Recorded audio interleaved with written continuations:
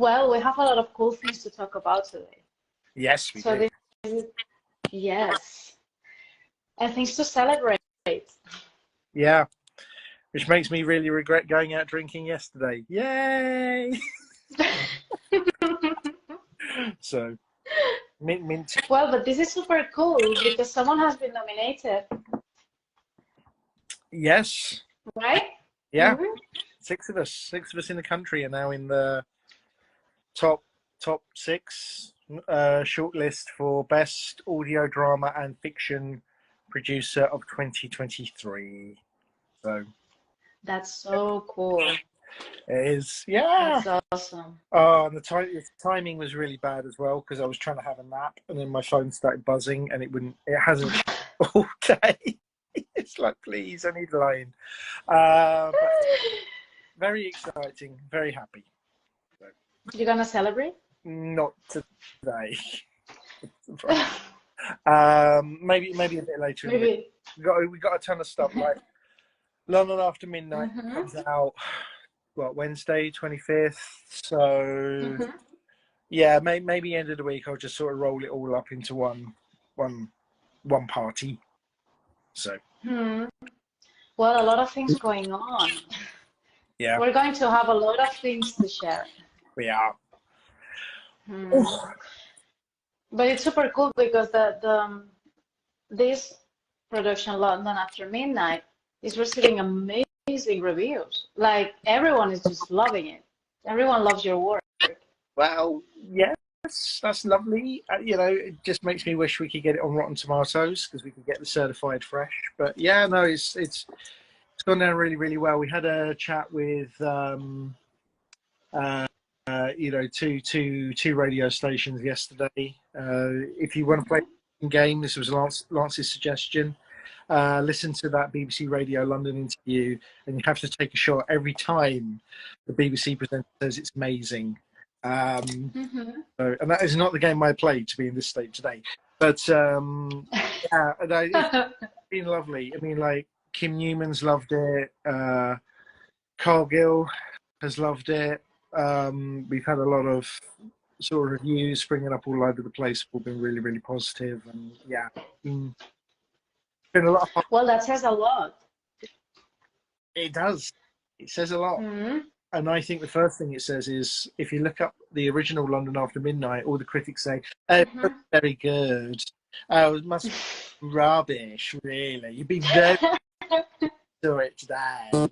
And no, like it can't be because we used the screenplay. So, maybe Hmm. there that is wrong. We're going to fix it. Yes, because people are not just saying it's cool. No, no. All of them are saying like it's awesome. Just like I was telling you now that the conversation that we had with Larry just right before, he was saying he's not used to, he said, I'm not used to this high quality audio. Like I was listening to it and I had to take off my earbud here and then because I didn't know if the steps were in this or in my house, you know. And I thought, well, that's a very cool review. Like, Yeah. but I said exactly the same. I'm not used to that quality of audio at all. Like, it's like, No, so yes, because it's Dolby it's Atmos. something really cool for people. Exactly. It's something really cool for people to discover. Yeah. But like this is my first Dolby Atmos project, so it's like Hmm. it started blowing me away, and like all of a sudden, poor old Rory, he got 150 notes on the first edit from us on sound design, but it was because it was that, and it meant we could do so much more. He has told me, Hmm. but yeah, at the minute the version that is out there for review at the moment is like the binaural mix, which is pulled from the Dolby Atmos through Hmm. Dolby, but you get like 90% of the flavor. What it'd be like to sit in a cinema and listen to this? It's like proper cinematic sound. It is awesome. Um, yeah, so I mean that's where we ended We up. need, You know, we need more people checking it out so they can discover it. Because I think that that's one of the challenges. Because I myself wasn't aware at all that this was so cool. But like, for example, yes, because I think that it's like a kind of snowball. It's something you have to discover. If you're not used to audio, like to me, for example, one thing that I have is that I was a bit of away from audio because it's very difficult for me to listen to audiobooks. That I know that it has nothing to be, but I've tried with audiobooks, and I need something quicker than that, you know, because when I'm trying to review something, or I'm like, if I was reading, I would be in the fourth chapter already, you know, and I'm just stressed person, you know, and that's why I've always been a bit, but this has nothing to be, and I think that my mistake can be a lot of people's mistake to think that it's the same, because an audiobook is at the end someone reading the book for you. Yeah. It has nothing to be. And even if you're like, because we got Dan Starkey, and he's done Big Finish Doctor Who's, right?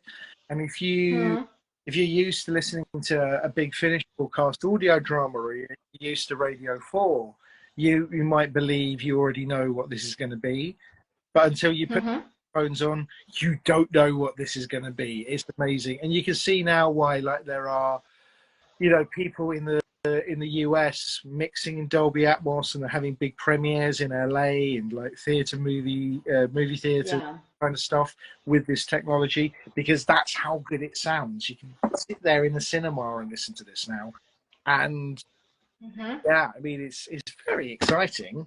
And so far, I've binaural level, and I'm already saying never go back. We're not doing Dolby anymore. So. Well, actually, I think that it can even, at some point, it can even be maybe more intense, because you're just focusing on one of your senses. Do you know when you watch a movie without the sound, you realize about a lot more details that you haven't seen before, because you don't have the sound, so you can focus on your side? I think that this is the same, but backwards. Like, when you are not seeing, like your brain is just trying to catch everything that it's hearing and feeling in that moment. And I wonder if that's like, everything fluctuates in society, right? Like, what surprises us, what impresses us when it comes to entertaining, what people enjoy or not. Like, we are used to so much impressive images, right? So I wonder if this is a kind of redirect of entertainment. No, like, people have seen everything, right? So now maybe it's another kind of pleasure to discover. I agree with that. Because I say this a lot, but when you're developing in the womb, the first steps to being a little baby, for most of us who are fortunate, the hearing is the first you develop. And when you leave this earth, hopefully in comfortable circumstances, your hearing is the last sense you retain. You go. Yeah. So it is the sense that the body trusts the most. When like, you know, you talk about watching a film, but when the soundtrack visuals fall out of sync, right? Your brain blames the visuals, even if it is the sound that got it wrong, because I didn't know your that. brain is trusting what it's hearing, and it won't trust the visual. So it could actually be the soundtrack that's wrong, but your brain won't go for it. But yeah, but I mean, like, for me, it's like, you're plugging people into the best possible visual AI generator ever anyway, which is the human brain. So the power of the better the audio is, I think with Dolby Atmos, this really kicks it up a gear. The more vivid, the more immersive the audio becomes, the more it's around you. And like you say, Larry was getting tricked between what's real and what's not. Are there footsteps in my house? Or, or is it is it Sir James and Burke creeping around the house, for example, right? That kind of immersiveness is going to trigger so much in your mind. I mean, Mm-hmm. do you visualize when you're listening to all Yes. what Mm-hmm. what did you see when you were listening to it? In this case, I saw Poirot because all the actual. I mean, I visualize maybe it's me and my weird brain, but I visualize kind of like textures, like when you have like the sound of something breaking, of wood, I'm very because as well, I guess that everyone is like that, but I have very audible memory, much more than like I see you today and tomorrow I won't recognize your face. I'm very awful at not you, not you. It was an example. Any other person, I would recognize you right now. But any other person that they just introduced me, I forget about it, like the name. I have no idea how you were called. I don't know. But the voices or what people said that I can just play it and play it and play it in my mind and the tone of the voices. Because, for example, in your countries, you watch the movie's Yeah. original version because they're in English. But here, they are covered, the voice. So we have these voice actors that they make some different actors at the same time. Like, for example, here, the guy that makes Jim Carrey is the same that makes Johnny Depp. It's the same actor that makes the Spanish voice, but it changes the voice and you can barely recognize it. Then I'm able to do that. The first time that I heard that, I say, no, that's Jim Carrey. I have very good audition for that. Yeah. So when listen to that, I retain a lot the background noises, Hmm. the sensorial part of it. So that's what I kind of visualize. Okay, that's interesting. I'm always fascinated about how people respond to the work. I remember Hmm. back in 2020, we were talking about circles. The Hmm. reviewer had gone back and she listened to the Spring Hill saga, which had been incredibly densely done just in standard. Yes. It was then the cutting edge stuff for the day, and she said it started triggering her sense of smell, and she started hallucinating smells because of the sounds. Okay. So, oh, That's pretty cool. warning, Paula, if you listen to London After Midnight, I don't know what you're going to smell, but yeah, I'm fascinated by the impact of, like, we're always thinking about how we use audio, what the impact of it is, Hmm. the triggers, because it's the best human sense to entertain and play with in my book. So Hmm. And is there a difference in regards to the work of the cast? Is there a difference if the production is going to be Atmos or not? How they have to do it? no, not at all, because we can still record, like, every audio drama I've ever done. Hmm. For the most part, it's always been released as stereo, but it's always recorded in mono.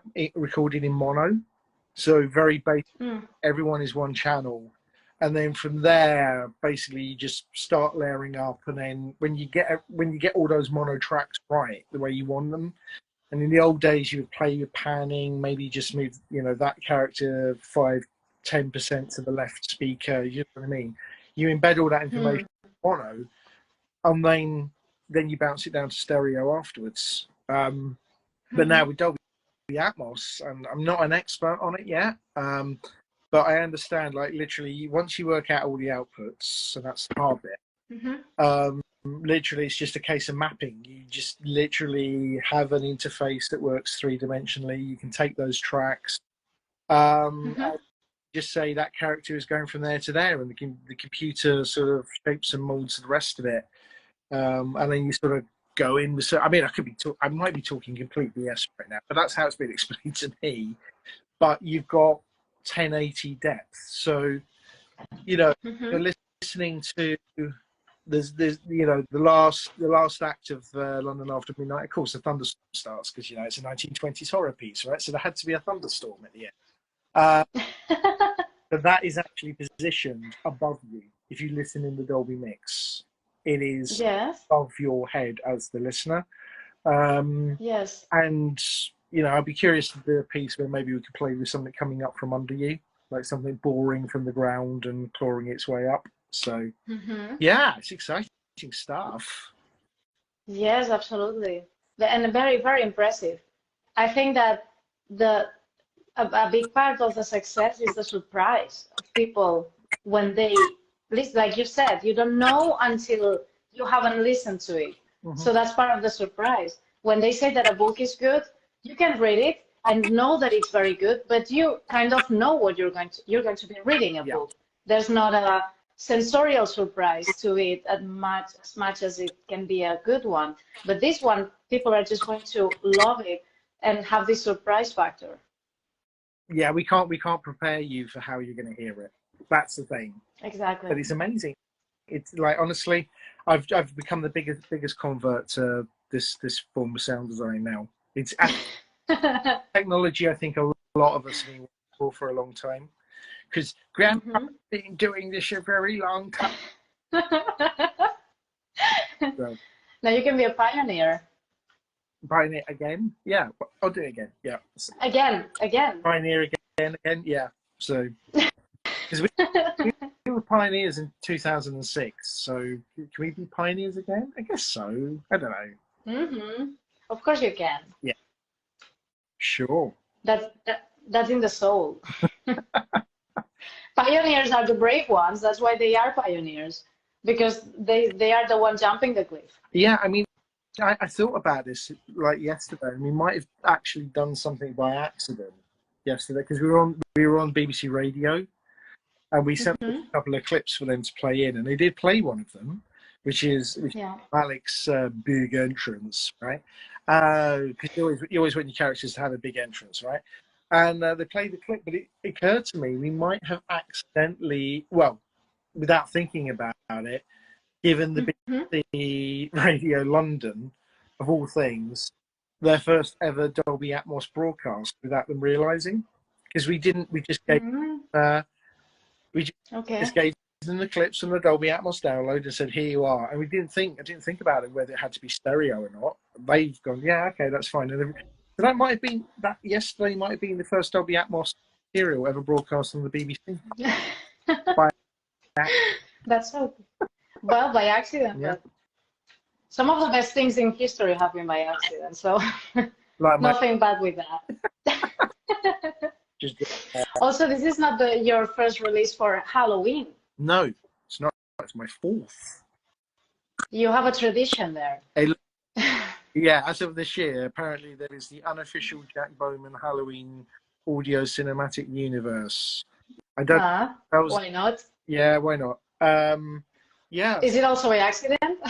I think, actually, weirdly, I think it is. Because, like, we had. So it started 2020 when Brendan Connolly pitched me Circles, and also it was 4 weeks into the pandemic. I knew it wasn't going to go anywhere, and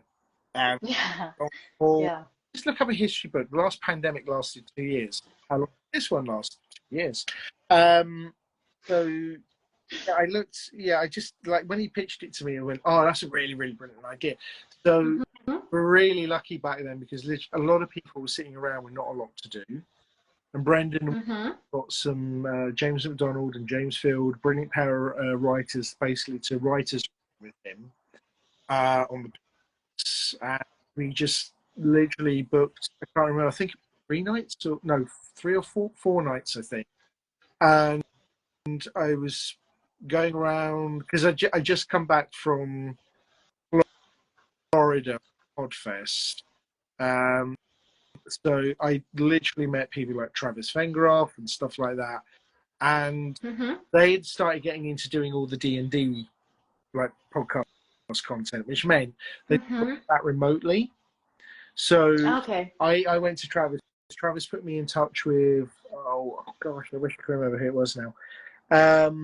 Put me in touch with someone who taught me through how you might build remote sessions for D&D games for podcasts. Okay. So we copied Yes. that production model, and basically we then had to work 9 o'clock to midnight UK time, because we had Tao is in the West Coast.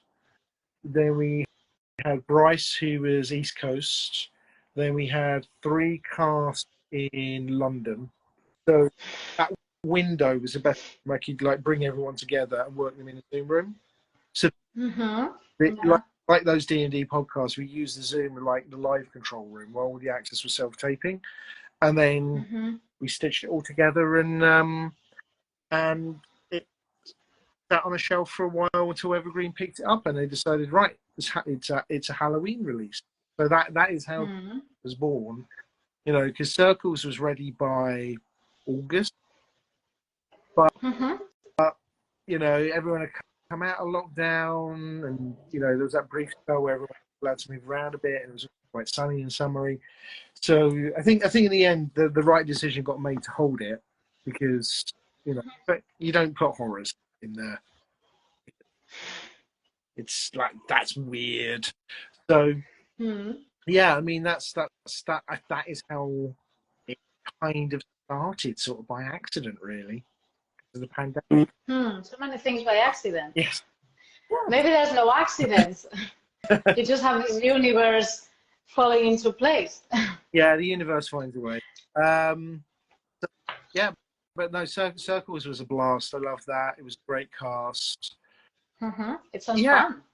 The recordings went really well as well. You know, it was a really smooth production process, and you know, we were able to bring together a lot of people who hadn't worked together or quite well known. You know, there's a lot of like indies, you know, indie audio drama, no name cameos, and it was also the first I managed to get to work with Beth Eyre, who's in London After Midnight. And I remember when Brendan and I were doing the casting, we set out the casting notices, and for the part of Lexi, either I said it to myself or I said it to Brendan, I forget which, but I went, this is a Beth Eyre part, but we'll never get Beth Eyre. Just no, it's beyond us to get Beth Eyre. 20 minutes later, an audition tape came in from Beth Eyre. And it was like, okay, all right, okay. And we found a tape we liked, and it was like, that was the start of it. So that's awesome. Yeah. I joke about this, but I don't joke. I always worry if I offer Beth a part, she's going to say I'm too busy, or I can't do it, or no, I don't like you anymore. She was, you know, Beth is brilliant, and that was the first time of us working together. And then, yeah, now here we are, 4 years later, doing it all again on London After Midnight. So. That's very interesting, because I think that during the pandemic, well, maybe it's like we were saying, the audio just sharpens your senses. The pandemic sharpened our brain to be creative, doing things like here. The actors from these channels, that they are smaller than the TV and all of that, the actors, the cast, worked from home, and they were making fun, like they were making videos on social media, just making fun of themselves, not knowing how the camera works, because they had to figure out how to put together the camera in a way that they could do whatever they had to do. And it was a mess with the actors. Like they had no idea how to do it, because they couldn't have anyone at home, you know. So I think that it must have been at least a very, very interesting experience. Yeah, I think that's what I like, because like my first 4 weeks of the pandemic, 9 until 7 in the evening, I think every 20 minutes I took a call from an actor saying, please tell me how to set up a home studio, like home booth for audio work. Which I wasn't the most qualified person to talk about. I'm not I kind of muddled through, and, you know, it was nice to put people in touch with other people who could help with that kind of thing. Mm-hmm. And yeah, but you're right. That has led now to some messiness where there's a lot of actors who claim, and if Lance is, I think I saw Lance up here. He'll tell you he actually did something recently where he had to fire the actor because they claimed to have a home studio, and literally they did not, and the sound quality was not up to scratch. Bless him. So Yeah. you know, yeah, it did lead to a lot of messiness, but that's the first thing I did was this is going to be a mess. I'm a technical idiot. Look at me. So ask people how to do this, and then we'll work it out as we go along. So, you know, I get everyone rushed into it to find a way because people wanted to be creative, they wanted to work, they wanted to do something, but we didn't push on with circles until we got. Did we record in May? So I think I spent a month working out the technicality of it as the script was being developed. Very brilliantly by Brendan. I think that script of circles is absolutely brilliant because it makes very complicated things simple. And I think a lot of people have actually missed how clever his writing and the two James's scripts are.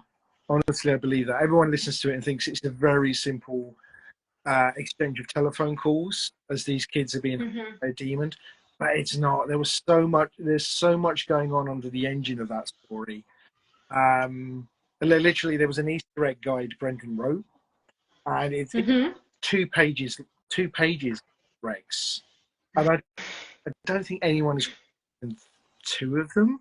You know what I mean? Yeah. We just listened and went, "Oh, this is nice." Yeah, no, you know, people should pay more attention to what Brendan wrote there. They really should.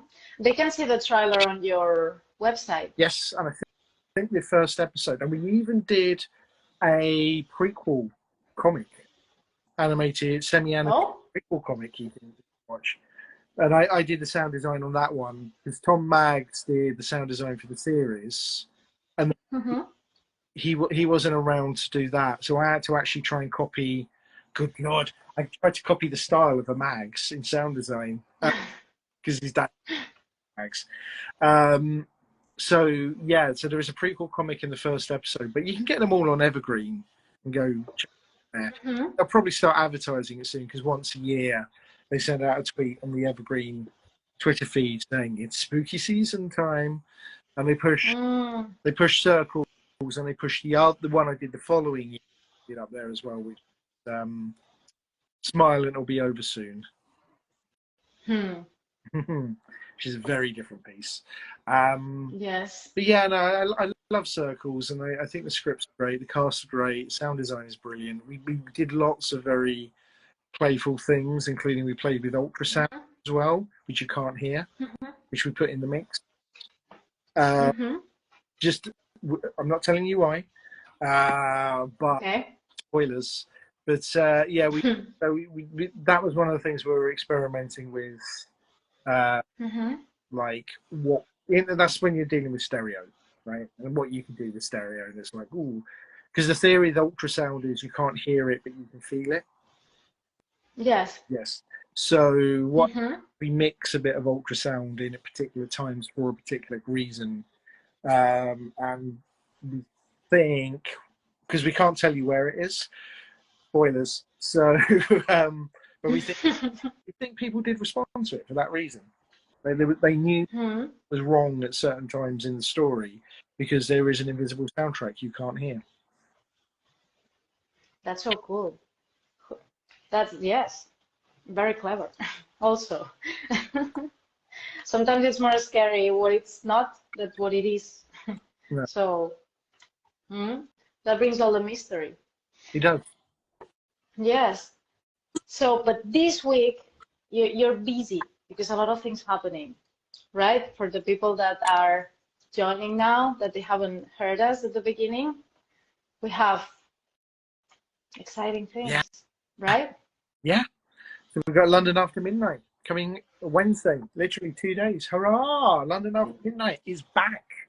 It has been missing now since 1965. It was burnt in the MGM vault fire, but we've resurrected it, full cast audio drama, and check it out, www.londonaftermidnight.co.uk, www.in, for some reason the domain doesn't work, but it's all available there. Full cast dramatization starring Art Malik, True Lies, James Bond, Little Mermaid. That's cool, huh?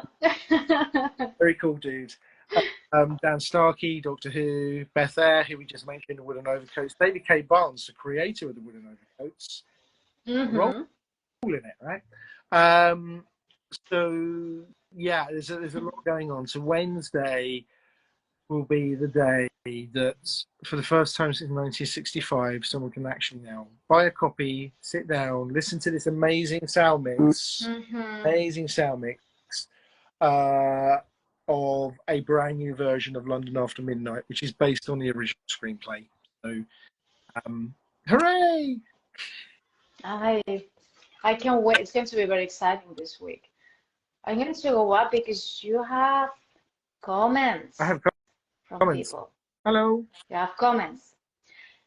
It felt almost like immersive theater in a way, like the performance was all around me when I was listening. That's what we were saying, right? Yeah. That it's a entire experience. It is, and that's the thing. Like you said it best. I mean, I can't imagine what you felt like putting it on to listen to it when I sent you the finished copy. All right. And yeah, whatever. Yeah, it'll be an audio play. It's not. It is a full. It's not. It is an audio movie. We are finally able to move. As movies took, sound from us, we're now able to take it and make actual, genuine, proper audio movies. So, thank you for that comment.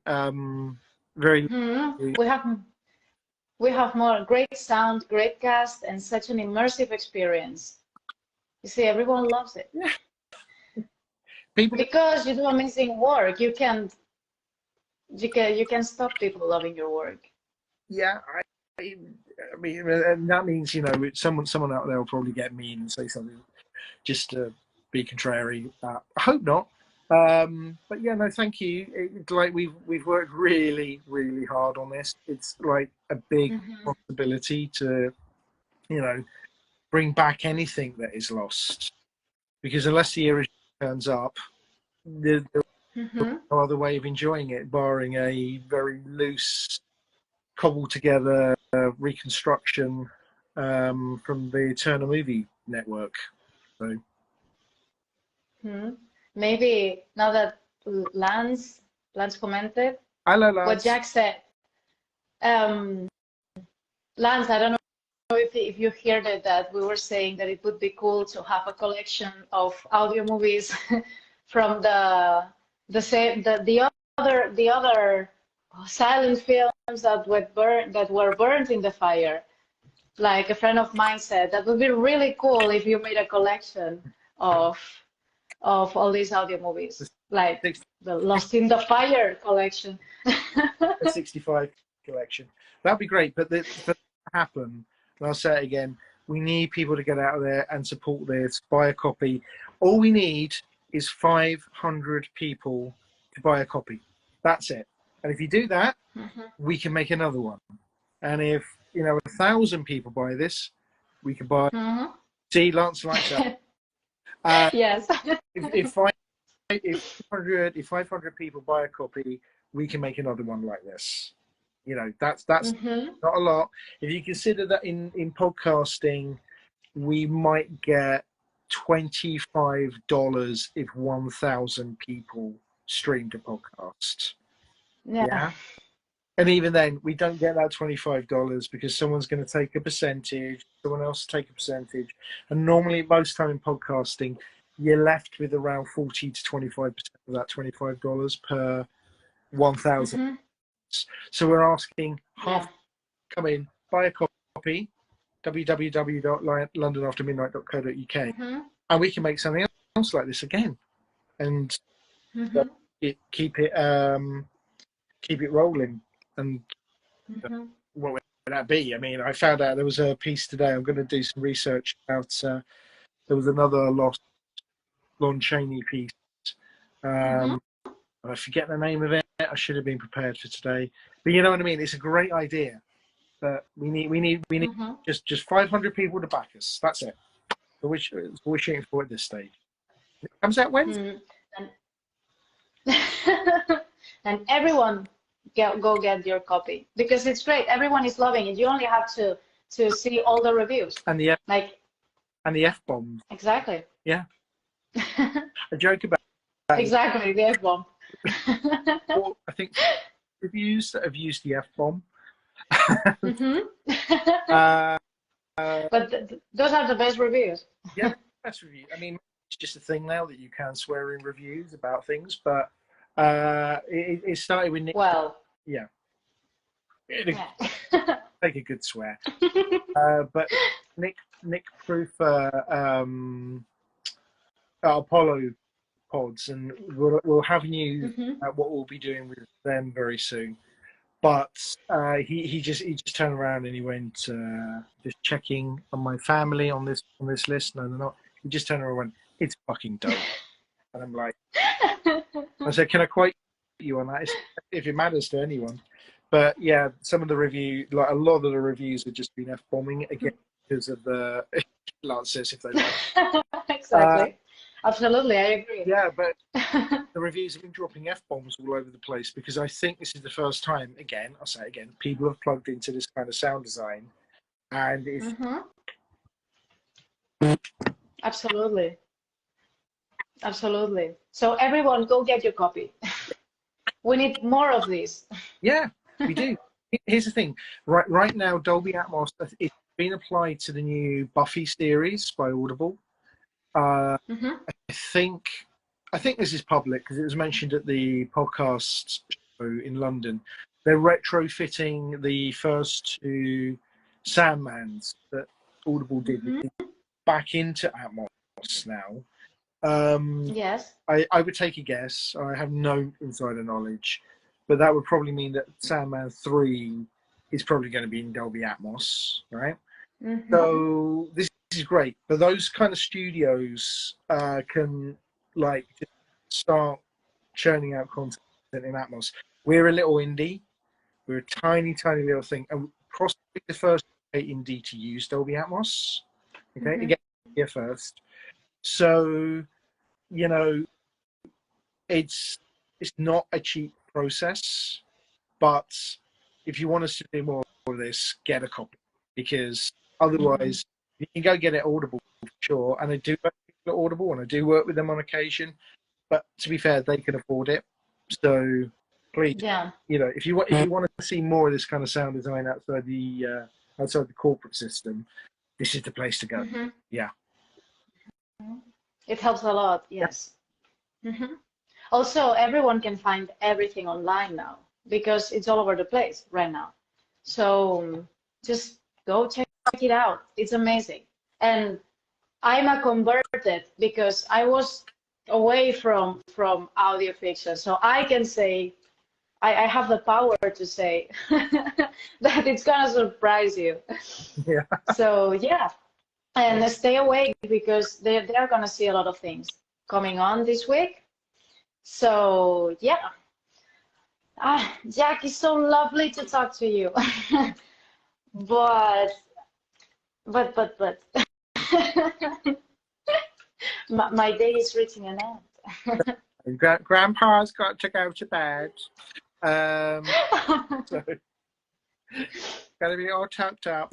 But no, we'll be making more lives anyways because we have a lot of things to talk about. We have. It's going to be a bit of a wild ride between here and Halloween. So, yeah, tons of stuff. Thank you so much.